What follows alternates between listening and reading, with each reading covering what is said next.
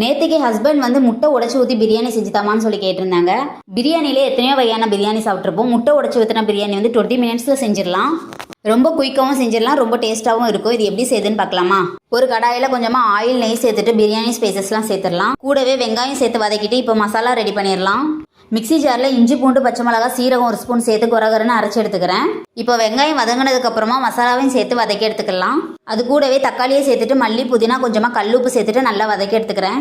இப்போ மிளகாத்தூள் மஞ்சள் பொடி கரம் மசாலாவும் சேர்த்து நல்லா வதக்கிட்டு தயிர் இருந்தால் 2 ஸ்பூன் நீங்கள் சேர்த்துக்கோங்க. இப்போ இது எல்லாமே நல்லா வதக்கி எடுத்துட்டு நான் 1 கிளாஸ் பாஸ்மதி அரிசிக்கு 1.25 கிளாஸ் தண்ணி சேர்த்துருக்கேன். இப்போ கொதிக்க ஆரம்பிக்கும் போது 1/2 ஹவருக்கு முன்னாடி ஊற வச்சு எடுத்துக்கிட்டு அரிசியை நம்ம அதில் சேர்த்துடலாம். இப்போ ஒரு 15 நிமிஷத்துக்கு மூடி போட்டு வேக வச்சு எடுத்துக்கிடலாம்.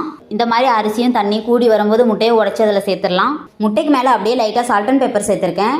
மறுபடியும் ஒரு 5 நிமிஷத்துக்கு சிம்மில் வச்சு இறக்குனா சூப்பரான முட்டை உடச்சி ஊற்றின பிரியாணி வந்து ரெடி ஆயிரும். ட்ரை பண்ணி பாருங்கள், ரொம்பவும் டேஸ்ட்டாக இருக்கும்.